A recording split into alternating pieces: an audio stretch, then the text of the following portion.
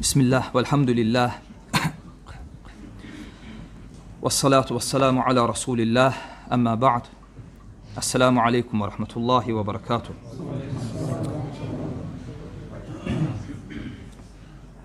Deməli, qardaşlar, bugün götürəcəyimiz mövzu Əl-Əsmə vəl-Əhkəm, yəni insanlara hökm vermək qismindən olan bir mövzudur. Yəni, insanların əməllərinə görə cənnətlik və ya cəhənnəmlik olduqlarına dair şahidlik etmək. İmam Əhməd rahimehullah buyurur ki,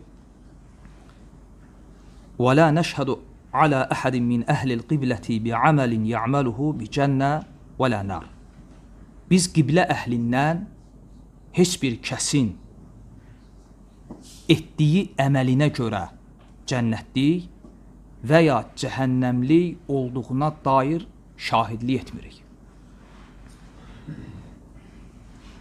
Bu əhl-i sünnədə qaydadır. Demək olar, elə bir əqidə mətni, elə bir əqidə kitabı yoxdur ki, o mətində, o kitabda bu qayda zikr olunmasın. Yəni, qiblə əhlindən heç bir kəs barədə etdikləri əməllərə görə, əməllər ya yaxşıdır, ya da pis. Əgər insan salih əməl sahibidirsə, onun barədə bu cənnətlikdir deyə şahidlik etmirik. İnsan pis əməllərin sahibidirsə, bu insan bu əməllərinə görə cəhənnəmlikdir deyə o insanın axirətinə hökm vermirik. Bu əhl-i sünnənin əqidə əsaslarından birisidir. Bütün əqidə mətinlərində, əqidə kitablarında qeyd olunan əsaslardan birisidir. Nə üçün? Çünki bir insanın axirətinə hökm vermək qeybi məsələlərdəndir. Və Allah Azze və Cəllə buyurur ki, وَلَا تَقْفُ مَا لَيْسَ لَكَ بِهِ عِلِمٍ إِنَّ السَّمْعَ وَالْبَصَرَ وَالْفُؤَادِ كُلُّ أُولَٰئِكَ كَانَ عَنْهُ مَسْئُولًا. Yəni, elmin olmayan bir şeyin ardınca getmə, həqiqətən də qulaq, göz və qəlb, bütün bunların hamısı məsuldur. Qiyamət günü cavab verəcək. Və bir insanın axirətinə bu cür hökm vermək ki, bu insan təyinlə cənnətlik və ya cəhənnəmlikdir, sanki insan özünə aid olmayan bir mövzuya salır. Elmi olmayan bir mövzuya salır. O mövzu ki, qiyamət günü ona görə cavab verəcək. Həmçinin bu Allah Subhanahu və Teala'ya qarşı qulun cürətli olmasıdır. Və Allah Azza və Cəllənin adından danışmağın hökmündədir. Ona görə Allah Azza və Cəllə bizə qadağan edib ki, وَلَا تَقُولُوا عَلَى اللّٰهِ مَا لَا تَعْلَمُونَ. Allah barədə bilmədiyiniz şeyləri deməyin. Yəni, əslində bu mövzu həmçinin Allah Azza və Cəllənin sifətləri ilə dolayısı yoluna əlaqəli mövzudur. Yəni, Allah Azza və Cəllənin sifətləri ilə bu mövzunun nə əlaqəsi ola bilər? Əlaqə buradadır ki, çünki Allah Azza və Cəllənin elmi, Allahın elm sifəti, Allahın qüdrət sifəti, Allahın bağışlanma sifəti, bunlar Allah Azza və Cəllənin sifətlərdir ya yox. Sən təsəvvür et ki, bir insana hökm verdikdə ki, bu cəhənnəmlikdir, sən hökm verirsən ki, yəni Allah Azza və Cəllə onu bağışlamağa qadir deyil. Allah ona rəhm etməyə qadir deyil. Ona görə bu mövzunun qeybi mövzularla, Allah Azza və Cəllənin sifətləri ilə, Allah Azza və Cəllənin adından danışmaqla əlaqəsi var. Və həmçinin burada İmam Əhməd rahiməhullah deyir ki, təbii ki, İmam Əhməd burada qaydanı müxtəsər gətirir. Deyir ki, biz qiblə əhlindən heç kəsin etdiyi əməlinə görə cənnətlik və cəhənnəmlik olduğuna şahidlik etmirik. Lakin əksər mətinlərdə, əksər kitablarda bunun dalınca əlavə bir qeyd gəlir.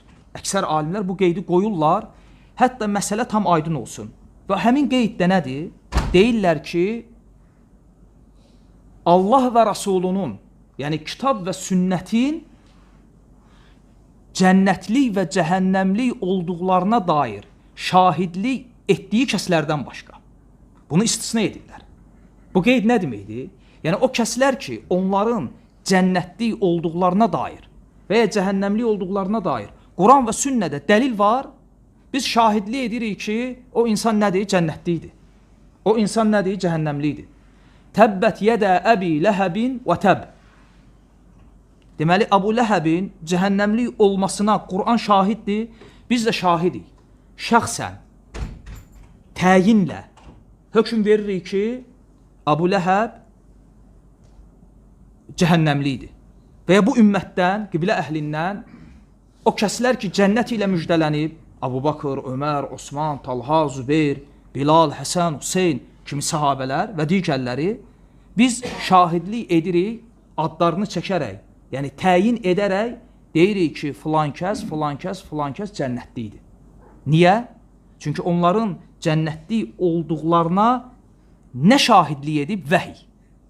Quran və sünnə vəhiydir ya yox.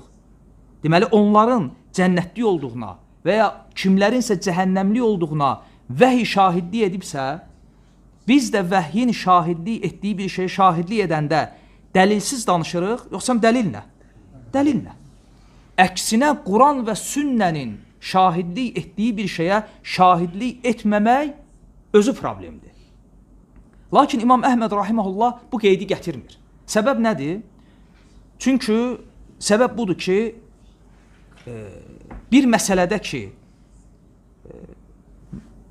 mövzunun özü bəlli olub, həmin dövrdə yaşayan insanlara və ya alim bir şey deyəndə, onun sözündən istədiyi murad, məqsədi başa düşülürsə, o qeydi qoymaya bilir. Aydındır? Məsələn, bu önəmli, yəni məsələdə ona görə fayda üçün qeyd edirəm. Misal üçün, sələf deyərdi ki, qədim əqidə kitablarında deyərdi ki, Allah Azza və Cəllə mustavin alə arşihi. Allah Azza və Cəllə ərşinin üzərinə istiva edib. Bu cür deyirdilər. Allah Azza və Cəllə ərşinin üzərinə istiva edib. Və bunu oxuyan insanlar başa düşürdülər ki, burada müəllifin qəsdi nədir? Lakin sonra elə bir dönəm gəldi ki, bəzi bidət firqələri çıxdılar, özlərini əhl-i sünnə kimi göstərənlər, onlar zahirdə əhl-i sünnənin dediyi bu sözü dedilər. Dedilər ki, biz də deyirik ki, Allah ərşinə istava edib. Yəni, Allah ərşinin üzərinə yüksəlib. Biz də deyirik bunu. Lakin bunu deyəndə qəsdləri nə idi? Yəni, Allah ərşinin üzərinə yüksəlib, yəni öz səltənəti ilə, öz qüdrəti ilə, öz hakimiyyəti ilə, qəsdləri bu idi. Bu cür bidət firqələri çıxdığına görə əhl-i sünnə onların bu şübhəsini dəf etmək babından başladılar əqidə mətinlərində, əqidə kitablarında əlavə bir qeyd qoymağa. Dedilər ki, Allah Azza və Cəllə mustavin alə arşihi bizətihi. Allah Azza və Cəllə ərşinin fövqündədir və ya ərşinə istava edib öz zatı ilə. Bu qeydi qoydular. Bu qeydi qoymağa səbəb nə idi? Ehtiyac. Ehtiyac olduğuna görə hətta bidət əhlinin şübhəsini dəf etmək üçün bunu etdilər. Və buna çox misallar var. Məsələn, əhl-i sünnə deyərdi ki, Əl-Quran kəlamullah. Quran Allahın kəlamıdır. Və salam. Qədim əqidə mətinlərində belə idi. Bəzi mətinlərdə belə gəlir ki, Quran Allahın kəlamıdır. Və bununla kifayətlənirdilər. Çünki bunu oxuyan müəllifin muradını başa düşürdü. Lakin bir dönəm gəldi, bəzi bidət firqələri çıxdı, onlar dedilər ki, biz də deyirik ki, Quran Allahın kəlamıdır. Amma bunu nə mənada deyirdilər? Onların bunu deyərkən qəsdləri nə idi? Yəni, Nəqatullah, Salih əleyhissalamın dəvəsi, Allahın dəvəsi adlanmır. Xalid ibn Valid radiyallahu anhu, Allahın qılıncı adlanmır. Bu mənada, yəni məcazi mənada, Quran da Allahın kəlamıdır. Amma həqiqi mənada yox. Həqiqətdə etiqad edirdilər ki, Quran məxluqdur. Ona görə əhl-i sünnə alimləri gəldilər, dedilər ki, Əl-Quran kəlamullah, Quran Allahın kəlamıdır və qeyru məxluq və məxluq deyil. Bu əlavəni qoydular. Nə üçün? Hətta bu yəni şübhə aradan qalxsın deyə. O baxımdan burada İmam Əhməd rahiməhullah bu qeydi qoymur. Demir ki, Quran və sünnənin cənnətlik və cəhənnəmlik olduğuna şahidlik etdiyi kəslərdən başqa. Lakin bəzi daha sonra gələn alimlər bu qeydi qoyublar. Və İmam Əhməd bununla kifayətlənir ki, biz qiblə əhlindən heç kəsin cənnətlik və cəhənnəmlik olduğuna şəhadət etmirik. Və lə nəşhəd, şəhadət etmirik. Şahidlik olmur, yəni şahid durmuruq. Və bu şahidlik iki növdür. Ümumiyyətlə bir insan barədə, ümumiyyətlə insanların cənnətlik, cəhənnəmlik olmalarına şəhadət vermək iki növdür. Bir var əş-şəhadətul ammə, bir var əş-şəhadətul xassa. Yəni ümumi şəhadət, bir də var xüsusi şəhadət. Bunları mənasını biləndən sonra biləcəyik ki, İmam Əhməd burada hansı növü qəsd edir. Ümumi şəhadət nədir? Ümumi şəhadət budur ki, məsələn, biz deyirik ki, möminlər cənnətlikdir. Kafirlər, münafiqlər cəhənnəmdədir. Bu, xas şəhadət yoxsa ümumi? Ümumi. Bu icazəlidir, icazəli deyil. Bu icazəlidir. Biz deyirik ki, müsəlmanların övladları, yəni uşaq ikən ölən, buluq yaşına çatmadan ölən cənnətlikdir. Övladları. Bu ümumi şəhadətdir yoxsa ümumi. İcazəlidir, icazəlidir. Biz deyirik ki, şəhidlər cənnətlikdir. Bu ümumi şəhadətdir. Biz şahidlik etdik axı. Bu olar. İmam Əhməd və ya Əhl-i Sünnətin digər alimləri bu qaydanı gətirəndə ümumi şahidliyi qəsd etmirlər. Onlar hansı şahidliyi qəsd edirlər? Xas. Yəni bir adamı təyin edirsən. Deyirsən ki, bu uşaq, ölən uşaq cənnətlikdir. Filan kəs döyüş meydanında ölüb şəhiddir və o cənnətlikdir. Demək ki, biz demirik ki, möminlər cənnətlikdir. Yaxşı, filan kəs mömindir və o cənnətlikdir. Bu icazəli deyil. Çünki bu Allah Azza və Cəllənin adından danışmaqdır. Həmçinin bir insanı görürük ki, siqaret çəkir, zina edir, şərab içir, müsəlmandır, qiblə əhlindəndir və deyirik ki, bu cəhənnəmlikdir, təyin edərək, adını çəkərək və işarə edərək. Bu icazəli deyil. Bu Allah Azza və Cəllənin adından danışmaqdır.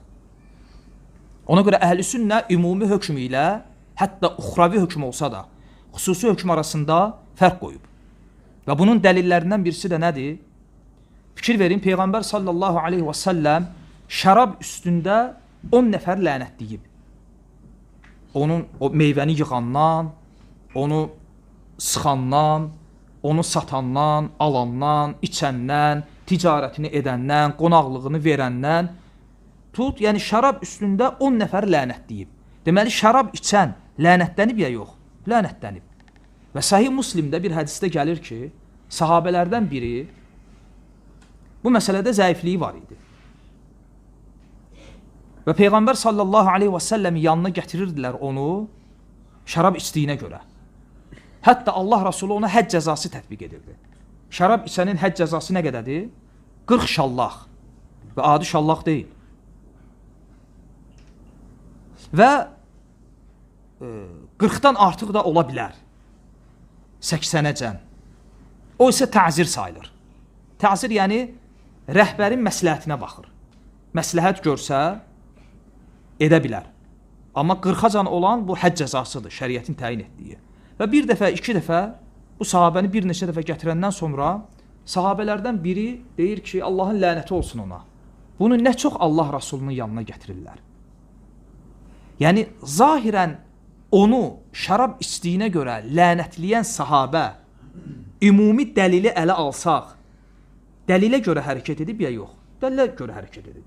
Çünki Allah Rasulü aleyhissalatu vesselam 10 nəfəri şərab üstündə lənətləyib, onlardan da biri kimdir? İçən. Bu da içirdi, bu da lənətlədi. Allah Rasulü qoymadı. Qadağan etdi. Və dedi ki, o Allah və Rasulunu sevir. Fikir verin. Yəni, şərab içənin qəlbində olan Allah və Rasuluna qarşı olan sevgi o əmələ görə Allahdan ona gələcək lənətin qabağını alır. Sevgi. Qəlbdə olan sevgi. O lənətin qabağını alır. Deməli, bu hədis nəyin dəllidir? Bu hədis onun dəllidir ki, deməli, hətta hökm, uxravi hökm olsa belə və ya qeybi bir məsələ olsa belə, biz bilmirik axı. Bu qeybi məsələdir. Bu insanın doğrudan da üzərinə lənət yağır ya yağmır. Ümumən deyə bilərik. Amma təyin edə bilərik. bax məsələn filan kəs şərab içəndir və hədisdə də gəlib ki, şərab içənə görə 10 nəfər lənətlənib, deməli o da bunların içindədir. Ümumən deyə bilərik. Amma təyinlə deyə bilmərik.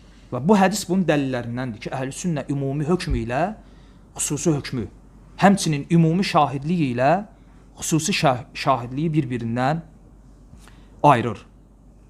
Və Abu Hüreyrə radiyallahu anhu deyir ki, mən Peyğəmbər sallallahu aleyhi və səlləmdən belə bir qissə eşitdim.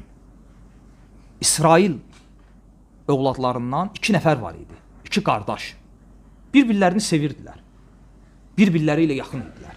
Lakin onlardan biri ibadət əhli idi, müctehidun fil ibadə, ibadətdə çalışqan, zahid, abid birisi idi. Digəri isə asilik edirdi. Və hər dəfə bu abid qardaş, bu günahkar qardaşını asilik üzərində tutarkən hər dəfə ona nəsiyyət edir. Və bu da öz növbəsində deyir ki, yəni məndən əl çək. Bu mənimlə Rəbbim aramdadır. 1 dəfə, 2 dəfə, 3 dəfə və bir gün bu abid səbr etmir. Və ona deyir ki, Allah səni bağışlamayacaq və səni cənnətinə salmayacaq. Bu Allah Azza və Cəllənin adından danışmaq deyə yox, Allahın adından hökm verməkdir. Ki Allah səni bağışlamayacaq, Allah səni cənnətinə salmayacaq. Peyğəmbər sallallahu aleyhi və səlləm həmin 2 qardaşın axirətdəki halını nəql edir. Deyir ki, həmin abidi çağıracaq, həmin günahkarı çağıracaq, ona deyəcək ki, İzhəb, fədxulul cənnə bi rəhməti. Get, mənim rəhmətimlə cənnətimə gir. Biz keçən dərslərdə götürmüşdük. Elə insanlar olacaq ki, ləm ya'malu lillahi xayran qat. Allah üçün heç bir xeyir işləməyən insanlar olacaq, hansılar ki, Allah Azza və Cəllə rəhməti ilə onları bağışlayacaq. O kəslər ki, Peyğəmbər sallallahu aleyhi və səlləmin şəfayəti üçün onlara çatmayacaq. Allahın rəhməti ilə, Allahın şəfayəti ilə bağışlanan insanlardır. Ona görə İbn Qayyim rahmehullah Əs-Səvaiqul Mursələ kitabında Allahın rəhmət sifəti ilə qəzəb sifəti arasında müqayisə gətirir, bəlkə də 1 səhifədən çox. Və bütün gətirdiyi müqayisələr hamısı Quran və sünnət dəlilləri üzərindədir. Məsələn, orada misallar gətirir ki, məsələn, qul günah işləyir, Allah günaha 1-ə 1 yazır. Yəni, asiliyə günahı 1-ə 1 yazır. Allahın rəhmətindən deyə yox. Amma insan salih əməl işləyir, salih əməlin əcri mükafatı ən azı 1-ə 10'dur. Və bu cür Allahın rəhməti ilə qəzəbi arasında müqayisələr gətirir. Və sonra görün nə deyir. Deyir ki, mümkün deyil ki, yəni belə bir şey olmayacaq ki, yəni bir insan heç bir asilik etməsin, Allah onu cəhənnəmə salsın. Yəni Allah Azza və Cəllə heç bir asiliyi olmayan kəsi cəhənnəmə salmaz. Lakin Allah üçün heç bir xeyir etməyən kəsi rəhməti ilə cənnətinə salar. وَلَمْ يَعْمَلُوا لِلَّهِ خَيْرًا qat hədisin dəlili gətirir. Və Allah Azza və Cəllə həmin asiyə onu deyəcək. İzhəb fədxulul cənnə bi rəhməti. Ged mənim rəhmətimlə cənnətə gir. Və o abidi gətirəcək və ona deyəcək ki, fikir verin, öz sifətlərini onu xatırladacaq. Ona görə mövzu həm də bayaq dediyim kimi dolayısı yolla Allahın ad və sifətlərinə bağlı mövzudur. Allah Azza və Cəllə ona deyəcək ki, mənim elmim, elm Allahın sifətidir ya yox, səndə idi, yəni sən hardan bilirdin ki, mən onu bağışlamayacam? Mənim qüdrətim səndə idi, sən hardan bilirdin ki, onu əff etməyə mənim qüdrətim, rəhmətim çatmayacaq? Və Allah Azza və Cəllə onu bu kəlməsinə görə cəzalandırması üçün cəhənnəmə salmasını əmr edəcək.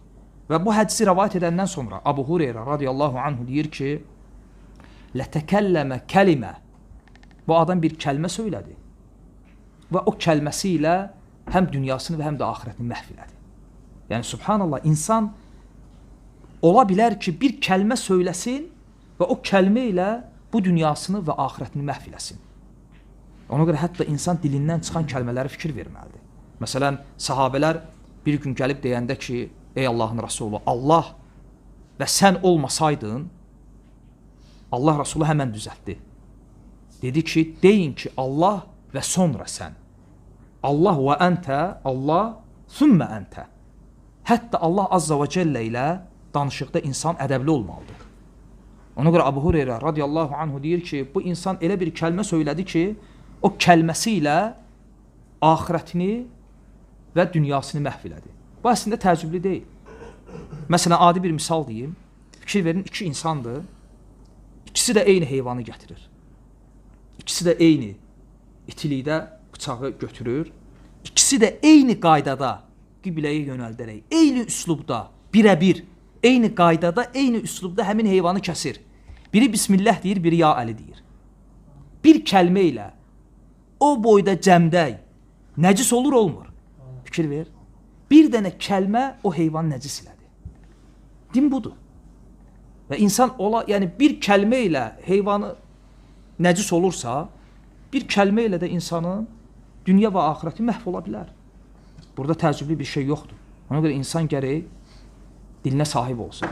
Hətta sahabələr təəccüblənmişdilər.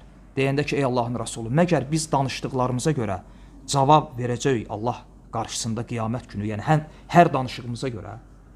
Allah Rəsulullah sallallahu aleyhi və səlləm buyurur ki, məgər insanları üzü aşağı cəhənnəmə sürükləyən elə bu dillər deyil, elə bu dilin bəlası deyil.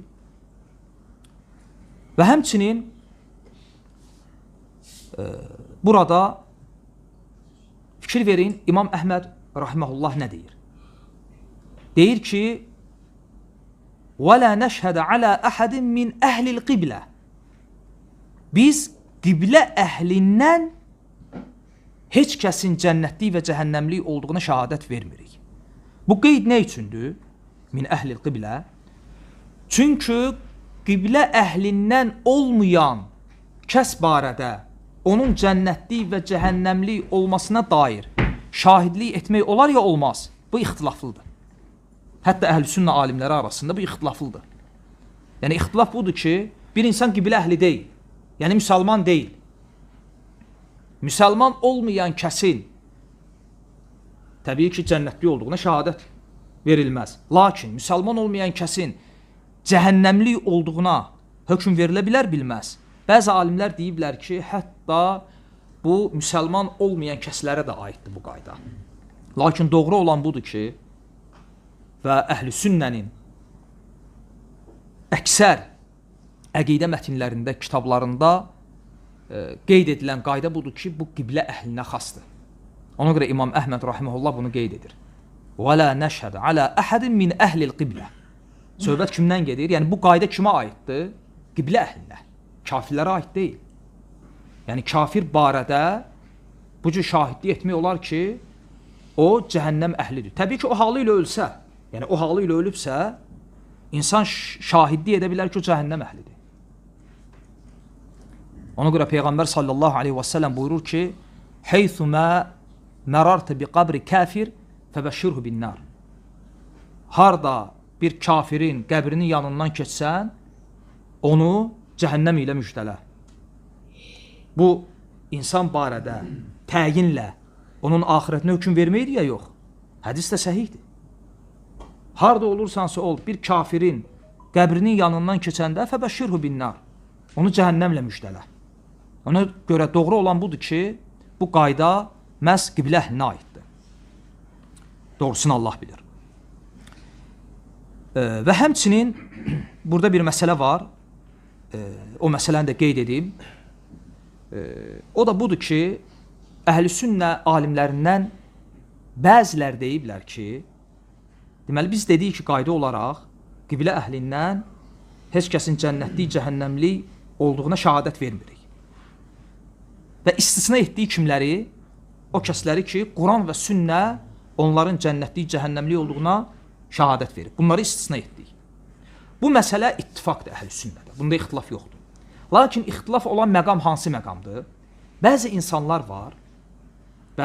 var, baxırsan ki, bütün insanlar demək olar ki, ittifaq edib ki, bu insan cənnətli idi. Ola bilsin, insan ölüb gedib. Məsələn, İmam Şafi, İmam Məlik, İmam Əhməd. Yəni,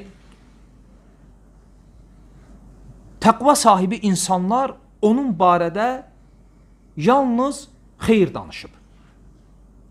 Yəni, kimdən soruşsan, deyəcək ki, o cənnət əhlidir. Və bunun tam əksinə, cəmiyyətdə bəzi insanlar olur ki, o insanın zəmmi üzərində baxırsan, hamı ittifak edib. Yəni, bir adam tapmırsan ki, bunu tərifləsin və ehtimal eləsin ki, bu cənnətə girər. Bax, bu cür insanlar barədə şahidlik etmək olarmı ki, o cənnətli deyə yox, bunda alimlər ixtilaf ediblər. Və İmam Əhməddən gələn başqa bir rəvayətdə İmam Əhməd bu rəydədir ki, bu cür insanlar barədə də etmək olar. Və Şeyxülislam İbn Teymiyyə rahimehullah İmam Əhməddən gələn o rəvayəti götürüb. Təbii ki, o rəvayət bu rəvayətə zidd deyil. Çünki usul-ü sünnədə qeyd elədiyi bu qayda onsuz da muttafaq aleyh. Yəni, üzərində ittifak olunmuş qaydadır. Bunda ixtilaf yoxdur. Söhbət gedir o biri məsələdən. Və bunun da bəzi dəlilləri var. Məsələn, dəlillərindən birisi Peyğəmbər sallallahu aleyhi və səlləm bir gün yanından bir cənazə keçir, cənazəni aparırlar və sahabələr başlayırlar onu tərifləməyə. Və Allah Rasulü buyurur ki, ona vacib oldu. Qısa. Və bir müddətdən sonra başqa bir cənazə keçəndə və başqa bir gün, hədisdə qeyd olunmur, yəni həmin gün olub və başqa bir gün, zahirən görünür ki, həmin gün olub. Və sahabələr hamılıqla o cənazəni pisləyirlər. Allah Rasulü buyurur ki, vacib oldu. Və sahabələr soruşanda ki, ey Allahın Rasulü, nə vacib oldu? Allah Rasulü buyurur ki, ona, yəni siz ki, onu xeyirlə yad elədiniz, buna görə cənnət ona vacib oldu. Və siz ki, o biri cənazəni şər üzərində yad etdiniz, cəhənnəm ona vacib oldu. Və bəzi alimlər bu və bu kimi hədisləri buna dəlil gətiriblər. Ki, fikir verin, sahabələr, insanlar hamılıqla şahid oldular və ya təriflədilər bir insanı, Allah Rasulü dedi ki, cənnət ona vacib oldu. Və bu cür hədislərdən istinbat ediblər ki, bu cür insanlar barədə, o insan ki, bütün insanlar demək olar ittifak edib ki, yəni haqq əhli, müttəqilər ittifak edib ki, bu insan xeyr üzərində yaşayıb və bu insan cənnətli idi. Bu cür insanlar barədə deyiblər, şahidlik etmək olar. Lakin doğrusu budur ki, həm də ehtiyat baxımından, yəni biz Quran və sünnənin birbaşa təyin edərək şahid durmadığı kəslər barədə şahidlik etmirik. Nə cənnətli, nə də cəhənnəmlik olduqlarına dair. Lakin bu gətirilən dəlilə alimlərin cavabı nədir? Cavab odur ki, birincisi, bir çox yöndən cavab veriblər. Onlardan birisi budur ki, deyiblər ki, çünki bu Allah Rasulunun qövlünə bağlıdır. Yəni, əslində biz həmin insanın sonda cənnətli və cəhənnəmli olduğunu nəyinə bildik? Sahabələrin şəhadəti ilə, yoxsa Allah Rasulunun sözü ilə? Allah Rasulunun sözü ilə. Allah Rasulu deməsəydi, bilinməyəcəkdi. Aydındır. Həm bu yöndə cavab veriblər. İkincisi, deyiblər ki, orada hədisin ləfsinə fikir versək, Allah Rasulü buyurur ki, siz ki o cənazəni təriflədiniz, buna görə cənnət ona vacib oldu. Yəni, əslində bu nəticə yox, səbəb imiş. Yəni, bir növ sahabələrin o insanın xeyr üzərində olduğuna şahidlik etmələri, onu xeyr üzərində tərifləmələri o insanın cənnətli olduğuna hökm vermələri deyildi. Əksinə, onların tərifi o insanın cənnətli olmasına səbəb oldu. Yəni, bir növ dua mənasında, şəfayət mənasında.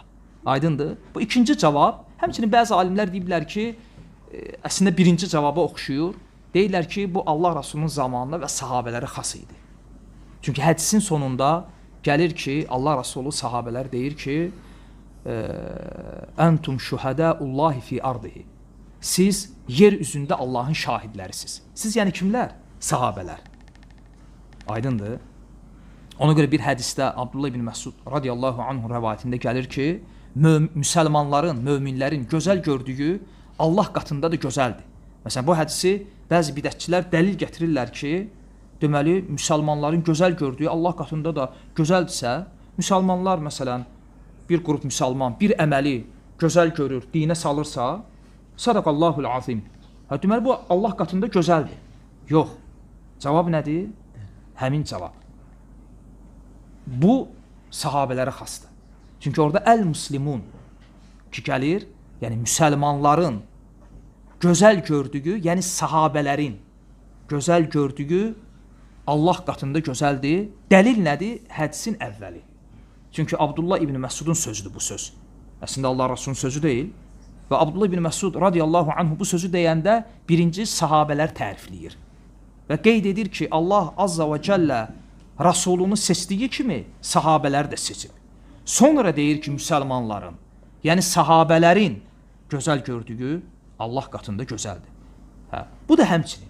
Və demək olar ki, bu sahabələrə xas idi və Allah Rasulunun zamanına. Ona görə doğru olan budur ki, bu şahidlik yalnız Quran və sünnənin şəhadət verdiyi kəslər barədədir. Və sonra İmam Əhməd rahimehullah buyurur ki, Nərcu lis-salih və nəxafu aleyh və nəxafu aləl-musi'il muznib və nərcu ləhu rəhmətallah.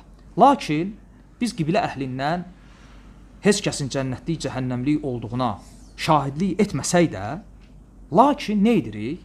Görsək ki, bir insan bu ümmətdən, qiblə əhlindən salih bir insandırsa və vəfat edib, biz onun üçün Allahın rəhmətini ümid edirik. Ümid edirik ki, inşallah, yəni istisna edərək, bu qul Allahın rəhmətinə qovuşub. Və həmçinin bu ümmətdən asiliklər edən günahkarlar barədə qorxuruq. Ki, Allah birdən onu cəzalandırar, Allahın qəzəbinə layiq olar, Allahın rəhmətindən uzaq düşər. Və həmçinin وَنَرْجُ لَهُ رَحْمَةَ اللّٰهِ Və həmçinin hətta bu ümmətdən, qiblə əhlindən asilər barədə Allahın rəhmətini diləyirik. Yəni, onun üçün dua edirik ki, Allah ona rəhmət etsin, Allah onu bağışlasın. Həmçinin asi biri öləndə onu gedib kafir qəbristanlığında bastırmırıq. Nə edirik? Onu kəfənləyirik, qusul veririk və onun cənazə namazını qılırıq. Allahdan onun üçün bağışlanma diləyirik və onu müsəlmanların qəbristanlığında bastırırıq.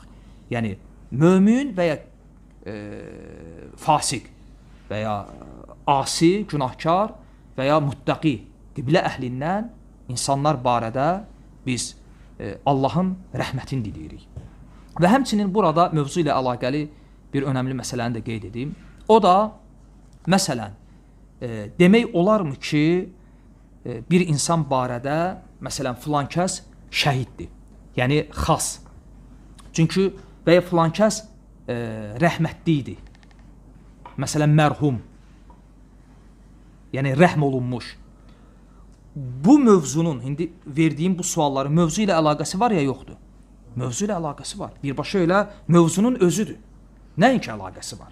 Çünki sən deyəndə ki, təyin edərək, bundan söhbət getmir ki, deyəsən ki, şəhidlər cənnətlidir, yox. Cənnətdən danışmırıq. Danışırıq bir insan barədə, insan döyüş meydanında ölüb. Kafir gülləsinə tuş gəlib. Filan kəs o filan kəs təyin edərək. Demək olarmı ki, bu şəhiddir. Çünki sən desən ki, bu şəhiddir, bunun nəticəsi nədir? Nəticəsi budur ki, bu cənnətlikdir. Deməli, bir adama təyinlə demək ki, bu şəhiddir, sanki sən onun cənnətlik olduğuna şahidlik edirsən. Bu məsələdə alimlər ixtilaf edirlər. Bəzi alimlər qəti olaraq deyiblər ki, olmaz. Və bəzi alimlər bu məsələdə təfsilata gediblər və doğru olan da budur. Və təfsilat da nədir?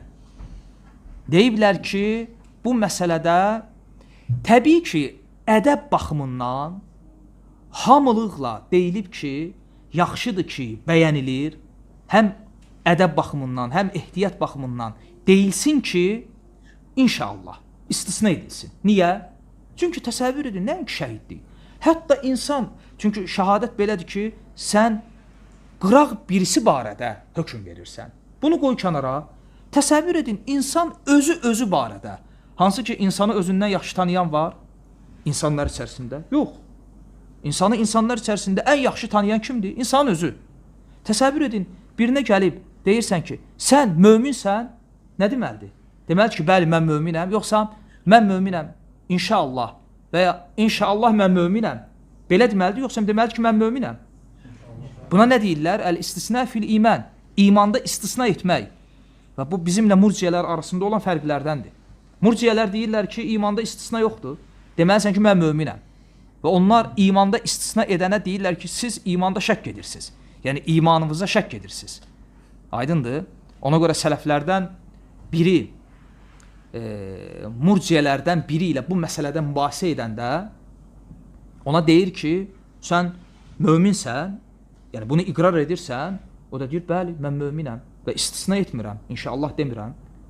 Deyir ki, sonra ikinci dəfə sual verir, deyir ki, sən cənnətliysən, deyir, inşallah. Deyir, necə ki, ikincini istisna etdin, birincini də eləcə istisna et. Deyir ki, inşallah möminəm. Yəni, təsəvvürlə, hətta mən möminəm demək məsələsi ki var, hətta bunda belə ədəb baxımından və ehtiyat baxımından insan özü barədə istisna edirsə, kənar barədə hökm verəndə necə? Məsələ aydındır. Ehtiyat baxımından bu belədir. Lakin məsələnin təfsilatı nədir? Bəzi alimlər deyiblər ki, bunu deyənin qəsdinə baxılır. Çünki bu təfsilat önəmlidir. Necə qəsdinə baxılır? Əgər filan kəs şəhiddir deyərkən onun qəsdi onun cənnətlik olduğuna təyinlə hökm verməkdirsə bu icazəli deyil.